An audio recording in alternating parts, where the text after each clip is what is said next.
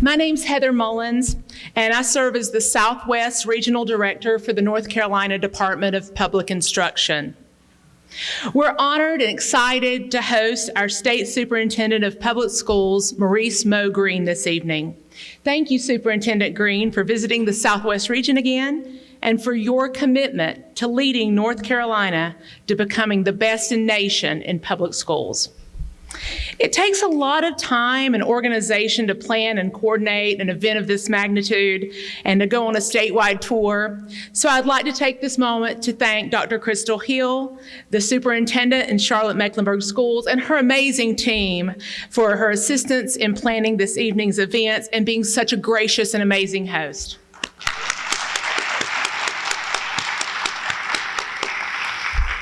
Many on the Charlotte-Mecklenburg staff have worked tirelessly to ensure this evening is a success for you.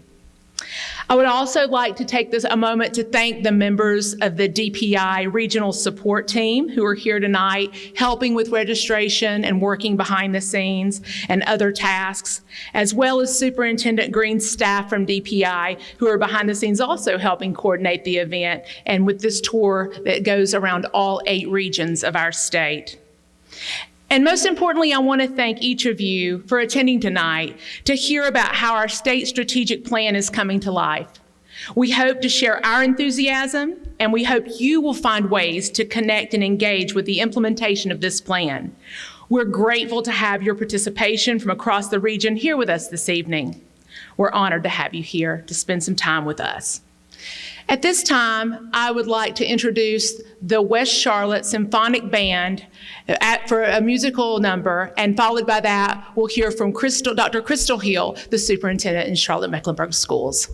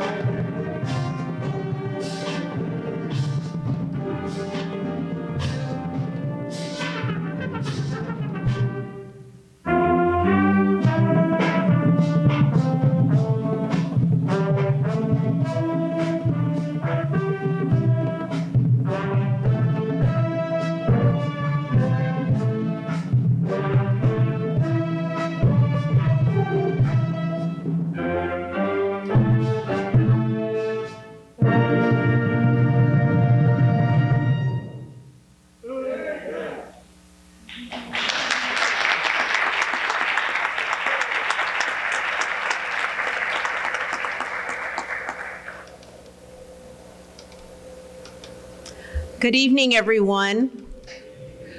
We are so excited to see all of you here this evening, and I am so honored to serve as a superintendent here in Charlotte-Mecklenburg Schools.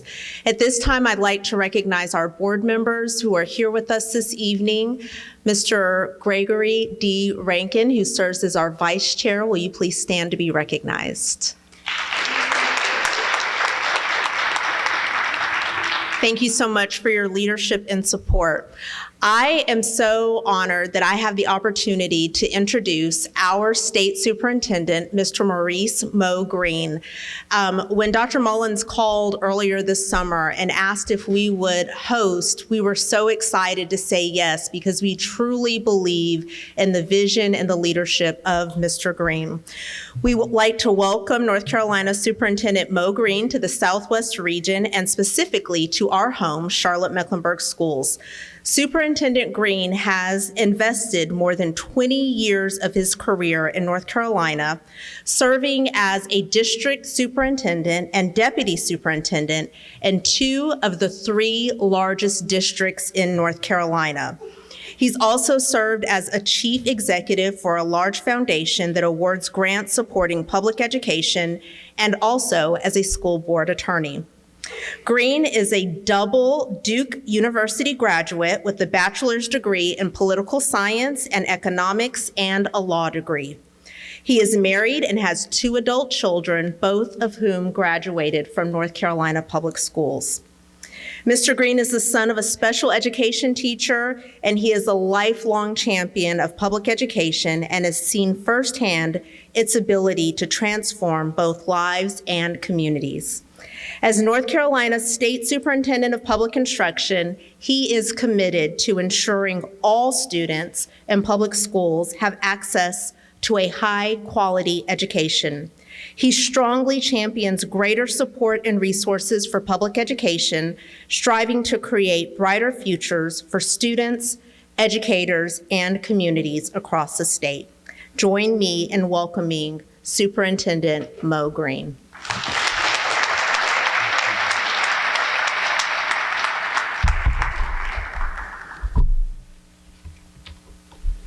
Good evening. Good evening. That was all right. Good evening. Good evening. Certainly my honor and privilege to be with y'all this evening as we talk about the strategic plan for North Carolina's public schools. The plan is called Achieving Educational Excellence. It has 3 major goals: high academic achievement, character development, and then this audacious goal of having the best public education system in the entire country by 2030. So, how did we get to this as our strategic plan? When I started in January of this year, one of the things that I said I would do is a listening and learning effort.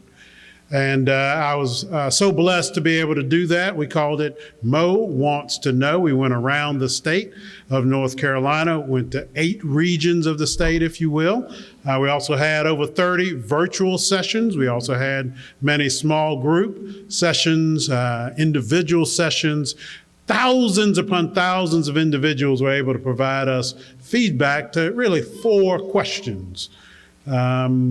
What is worthy of celebration and continuing in our public school system here in North Carolina? What are the challenges and the potential solutions to those challenges for our public schools? What are your big ideas? And then finally, what commitment are you willing to make on behalf of North Carolina's public schools?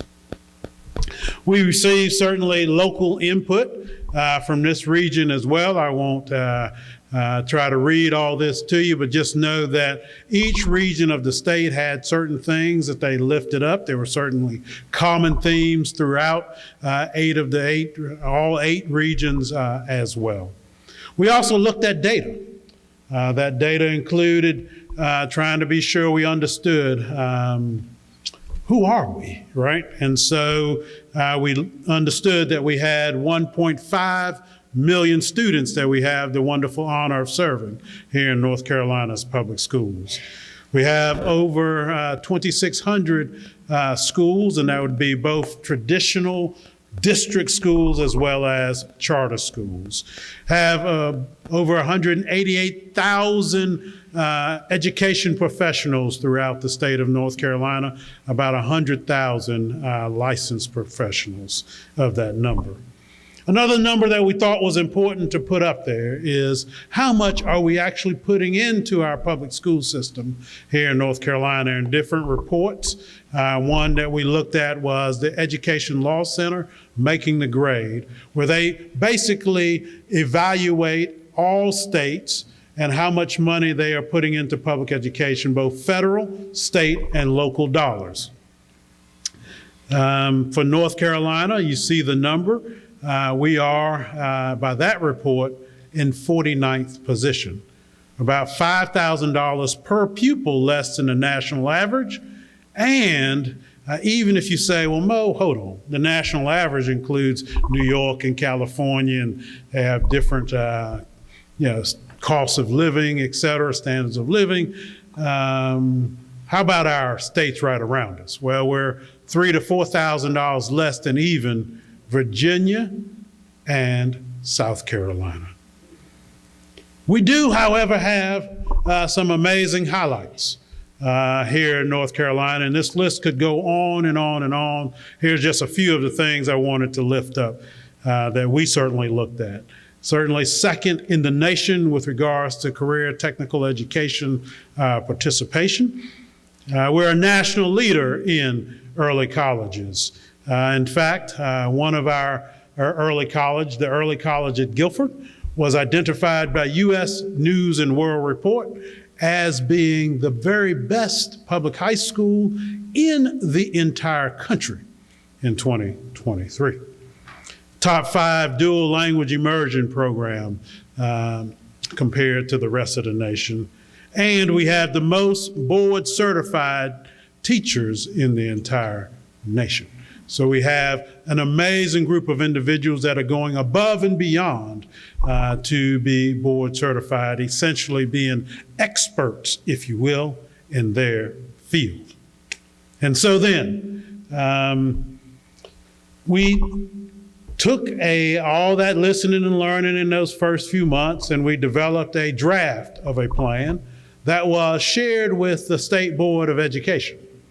That plan was subject to a lot of feedback, and we got a lot of feedback from the State Board. We got a lot of feedback as we put it back out to community as well, to then come back with a final plan that was ultimately adopted by the State Board of Education, and they did so unanimously, which is important because the State Board is made up of folks from different backgrounds, culturally, politically, as well. And so it was wonderful to see that all of us could find a way to say, yes, we want to be supportive of a plan that is about achieving educational excellence and about this idea of having the very best public education system in the entire country by 2030. One of the questions that was posed to us as we started really putting this idea of best in the nation is, what does that mean? And so we've come up with a set of metrics that outlines what it means to be best in nation. We're trying to be also clear-eyed about where we are compared to the rest of the nation on these metrics. And so you'll see that the metrics include everything from graduation rate, and I should just note, as you're looking at these particular numbers, you'll see some numbers that may not be the most recent numbers. They're the most recent where there are national data for us to compare it to. The graduation rate is an example of that, where it's a 4-year cohort graduation rate, i.e. the number of students that start in the 9th grade graduate 4 years later. You see where North Carolina is at 86.4%. You see where the number 1 state in the country is, West Virginia. We can beat West Virginia. And so you see where we need to get to by 2030 to be above West Virginia, assuming that they stay essentially where they are. The good news is that there is data that's just come out recently for North Carolina. With the class of 2025, that number is now 87.7%, which is the highest in the history of North Carolina's public schools.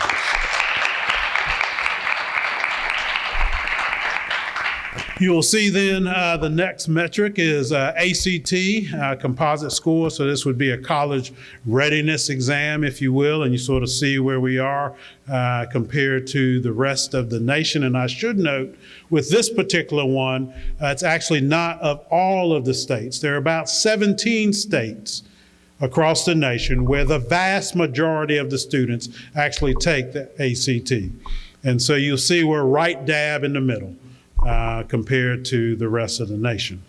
And you see where we need to get. The next set of measures are the advanced placement exam, both participation and then performance. And you'll see where we are compared to where we need to get by 2030. There will be a report coming out over the course of the next month that will provide updated information on these particular measures as well. And so looking forward to being able to share with the state sort of where we are as of the most recent class. The next one then is dual enrollment. So there isn't sort of this national number that we could really point to. But as I talk with colleagues across the state and beyond, please appreciate that North Carolina is a leader with regards to dual enrollment. These are the students who are taking high school courses and are dually enrolled in college courses as well. And if you look at the number, right, over a third of our students are doing this. This is remarkable. And yet, we want to do even more in this regard as well. Next is career and technical education participation. You've already heard me mention how we are already doing exceedingly well there. And then you see we've tried to come up with sort of a performance metric. We don't really have a national number at this point that we want to compare ourselves to. So we wanted to be sure that folks understood how many industry credentials our students are earning while still in high school. As you can see, hundreds of thousands of industry credentials annually being earned by our students. The next set of metrics are the National Assessment of Educational Progress, so also known as the nation's report card. So a cohort of 4th and 8th graders in reading and math take this exam in North Carolina and in every other state in the country as well. The short version of where we are, looking at these scale scores, would be that for 4th grade reading and math, we're essentially with most of the rest of the nation, right? And same is true with 8th grade reading.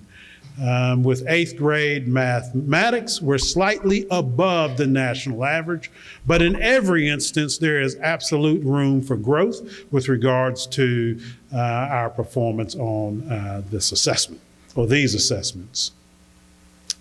The next one then is character education, and you'll see there isn't really a measure that we were able to come up with. This is something that we know is going to be important for us here in North Carolina, and so we'll have to set what that metric will be and then tell the rest of the nation, come join us in being the best. And then the final one is also not necessarily a national measure, but is a critically important measure, because it begins to speak to how many students are actually in our public education system, right? And so if you go back a decade plus, that number was around 89% of students who are eligible to be in schools were in our public schools. You see that number is down to 84%. As we begin to do the work around the other best in nation metrics, as we begin to tell our stories the way it needs to be told, we'll look forward to seeing that number get back to our goal of 89% by 2030. Now, each of these best in nation measures are supported by, in fact, the entire plan is supported by 8 pillars that make up the plan. I'll go through each of those and give you an example or two about each one of them. But just know this, with each of the pillars, there are measures that we'll be analyzing ourselves against. There are focus areas with each of the pillars, and then there are actions, things that we are going to look to do over the course of the next 4.5 years. There's 110 total actions, so thank goodness we're not trying to do them all in the next month or so.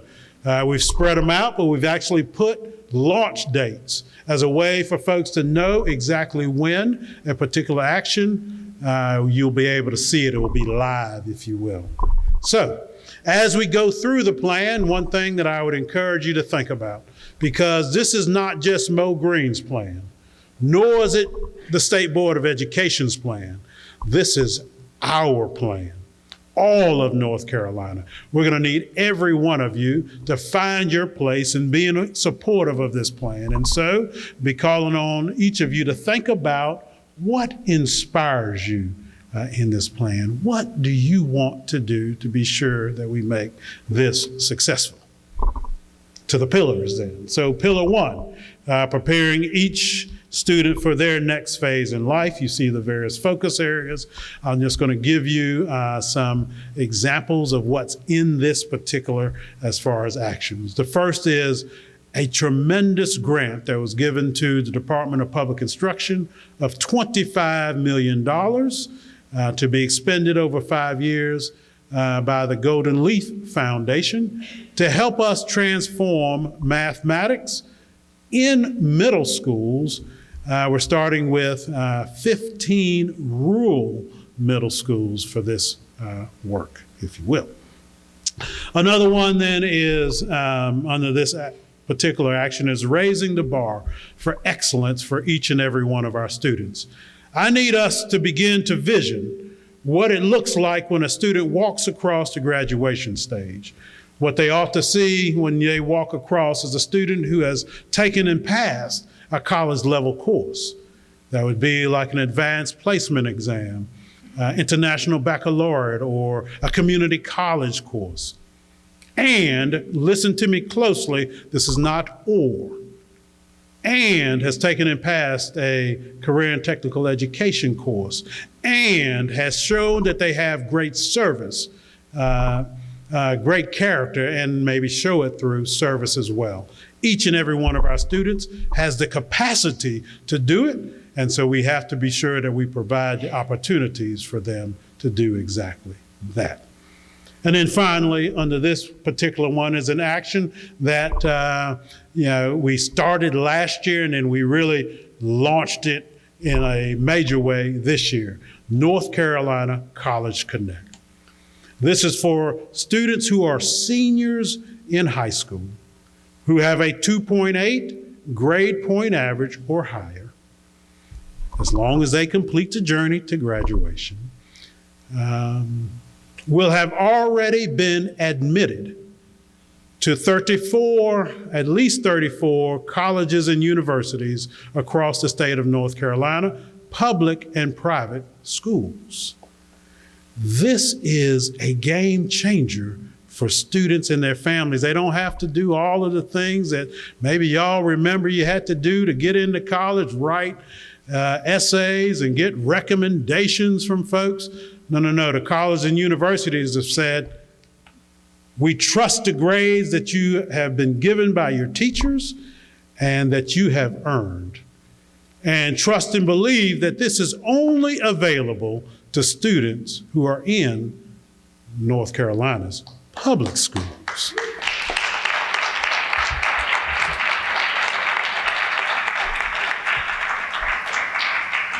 It has been, just to spend a moment more on this, 70,000 of our seniors got communication this year. And over 20,000 have already said, this is where I want to go to school. And the stories that we're hearing of students that said, I didn't know that I was college eligible. This is amazing. Let me not lose my script, however. Pillar 2 is revering public school educators, right? And so these words are critically important as well. And so I want to spend just a moment on them. Public school educators. Certainly public school educators is certainly includes our teachers and our principals, but it's broader than that. These are our cafeteria workers, our custodians, our bus drivers. I had the wonderful opportunity to be with about a dozen or so bus drivers earlier this afternoon and said to them, please know that you are an educator as well. And then the word revere. The word revere. This is a higher word than respect. What educators do is transformative. They transform lives of individuals, of their students' families, of communities, the state, the nation, and beyond. This is a noble profession. And somewhere along the line in this country, we have lost our way in the way that we ought to revere our educators. And so Pillar 2 is about getting that back. North Carolina is going to lead the way in trying to be sure that folks understand that we must revere our educators. Certainly there are things in this pillar around advocating for increased compensation for educators, but it goes well beyond that as we prepare, grow, and recruit and grow our educators. Pillar 3, enhance parent, caregiver, and community support. You see the focus areas, and one example would be Virtual Family Academy. So there are many, many districts and schools that have academies for families and parents. We certainly want to lean into that and actually put what's going on steroids by putting out a lot of additional information so that parents can become even better educators for their children. And so we'll work with districts and schools to provide them information. We'll also have information on the Department of Public Information website that parents can access. Pillar 4 is ensuring healthy, safe, and secure learning environments. And one example of that is something that's already launched with the effective this year. And this was done after working in conjunction with the governor and then with the General Assembly, where they passed legislation to essentially say we've got to scale back on something that we thought maybe was a good thing, which was to put wireless devices in the hands of our children throughout the day. We found out that perhaps it was not. And we need to scale back on that. And so the ability for students to have devices during the instructional day, with some exceptions, is something that we're pulling back on. Pillar 5 is optimizing operational excellence. You see the focus areas. An example of this would be something, again, that launched this year.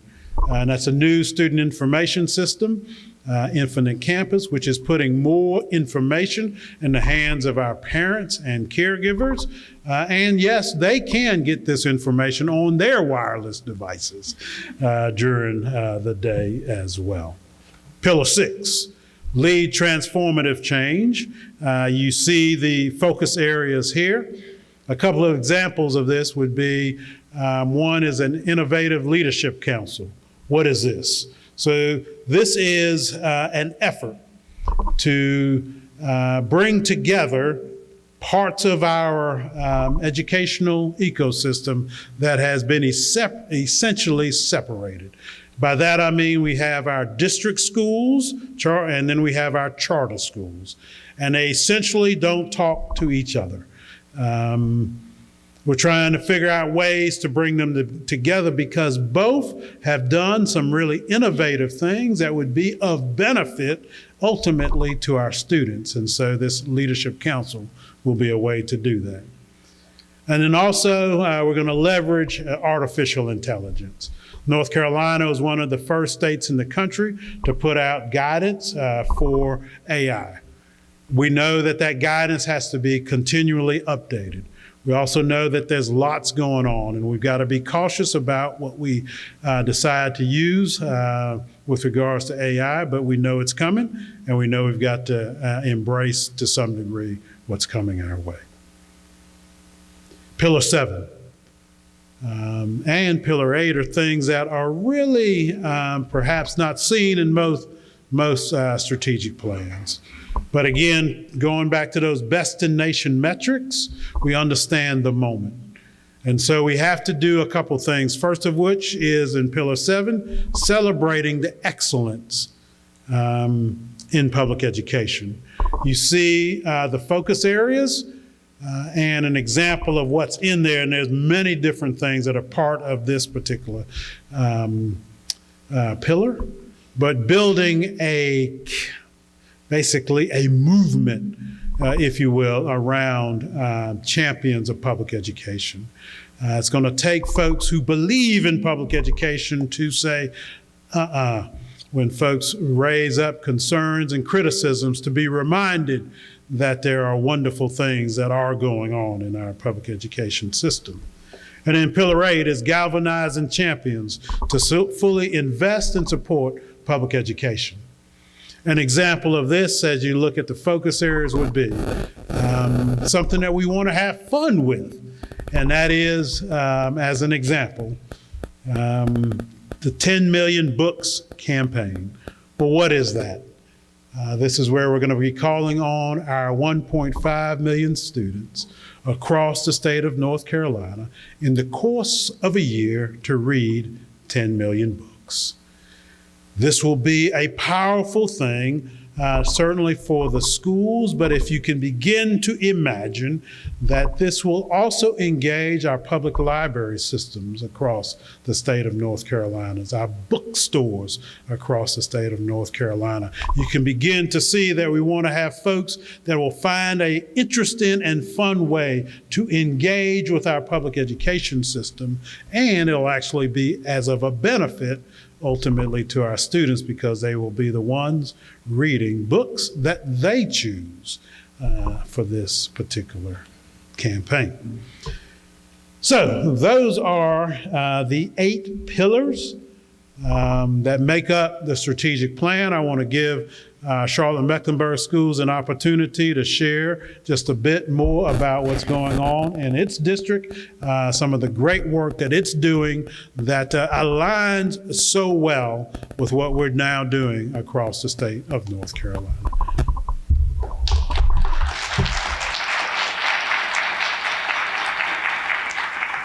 I think y'all can do better than that.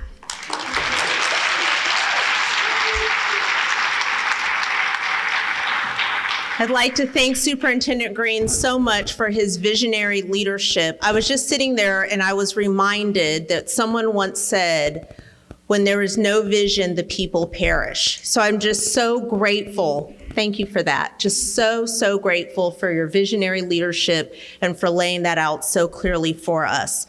I want everyone to know, and you to know as well, that Charlotte-Mecklenburg Schools fully supports this vision and everything that you have outlined in the Achieving Educational Excellence Plan.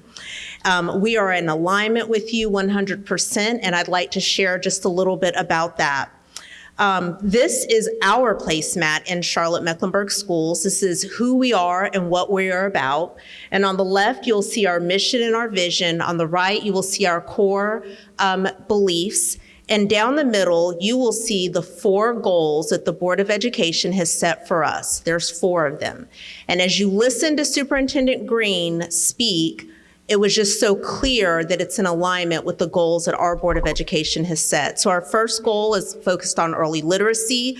Our second goal is focused on students in grades 3 through 8 literacy. Our third goal is focused on improving Math 1 performance. And our fourth goal is ensuring that every student who graduates from Charlotte-Mecklenburg Schools graduates enrolled, enlisted, or employed. But I think it's really important for us to remember that behind every single number is a child. These aren't just numbers that we're talking about to be the best here or the best here. This is really about transforming lives and changing the futures and ensuring that our communities are engaged. Now, we know that we cannot do this work alone, but it's through partnerships, innovation, and a relentless focus on excellence that we are creating a system where every child can and will thrive. In Charlotte-Mecklenburg Schools, we believe that every single child deserves a future filled with opportunity, purpose, and promise. So from the moment that students enter into our classrooms, we are helping them discover who they are, what they love, and how they can make a difference in the world. And Superintendent Green, you had an opportunity to hear from many of our students today. Wouldn't you hire them? Like in a second, they're absolutely phenomenal.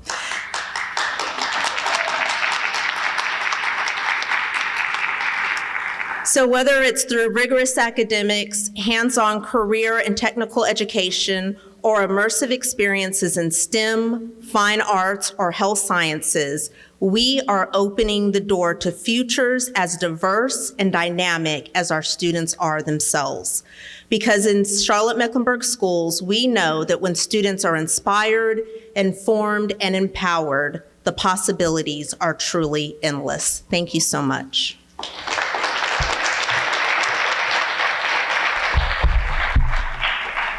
Thank you so much, Dr. Hill, for the great work that you're doing and leading here in Charlotte-Mecklenburg schools.